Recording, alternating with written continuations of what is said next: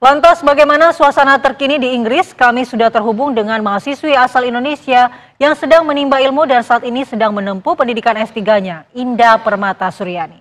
Selamat pagi waktu Jakarta, Indah. Bagaimana kondisi terkini di sana? Selamat pagi Mbak Mala dan juga Mas Fasal. Terima kasih. Perkenalkan saya Indah, saat ini saya mahasiswa PhD student di Coventry University dan saat ini saya berdomisili di Coventry, lebih tepatnya jadi Coventry ini berada di antara dua kota besar di UK, London dan juga Birmingham. Betul seperti yang disampaikan Mbak Mala dan Mas Fasal, saat ini terjadi kericuhan di beberapa tempat di UK, namun perlu juga saya sampaikan bahwa kejadian ini tidak terjadi di seluruh UK dan juga Irlandia begitu. Namun diperkirakan kericuhan ini masih akan terjadi karena dalam hal ini ekstremis sayap kanan masih mengeluarkan anti imigran dan juga anti fasis begitu ya, memicu kericuhan dari masyarakat. Kemudian untuk situasi di Coventry sendiri hingga saat ini sekitar 2 hari terakhir itu sudah mulai ada penjagaan atau patroli juga dari polisi setempat, Mbak Malan dan juga Mas Fasal.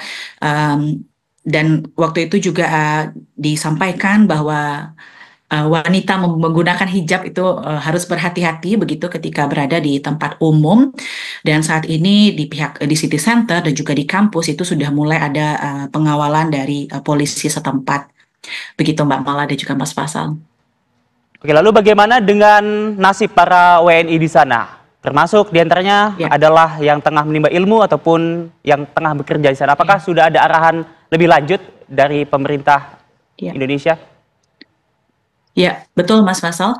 Jadi dari pihak KBRI sendiri itu sudah menyampaikan himbauan sekitar 2 hari lalu di sosial media bahwa diberitahukan kepada WNI itu untuk memperhatikan hal-hal tertentu terkait dengan perjalanan keluar kota begitu ya. Karena memang kalau bisa saya sampaikan beberapa titik yang terjadi di UK saat ini itu seperti di Belfast, kemudian juga ada di Hull, kemudian di Birmingham, kemudian juga ada di Rotherham. Jadi tidak seluruh UK, namun ada beberapa titik. Tentunya ini juga akan mempengaruhi mobilitas mahasiswa-mahasiswa Indonesia yang ingin bepergian keluar kota begitu tempat mereka berdomisili.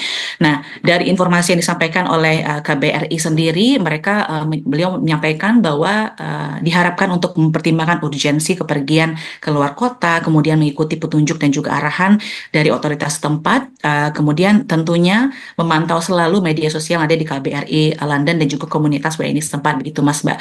Dan yang paling penting adalah menghindari kerumunan massa dan juga tempat-tempat yang berpotensi untuk adanya pengumpulan massa di situ gitu. Kemudian juga mungkin perlu saya sampaikan juga karena saat ini di Inggris sangat banyak sekali mahasiswa yang sedang melanjutkan studi.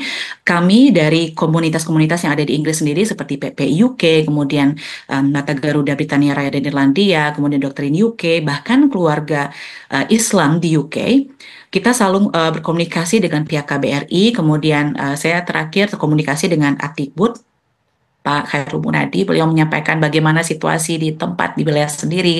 Kemudian juga ada komunitas lain di daerah seperti di Coventry, kita ada Indo Scholar Coventry dan juga PPI Coventry.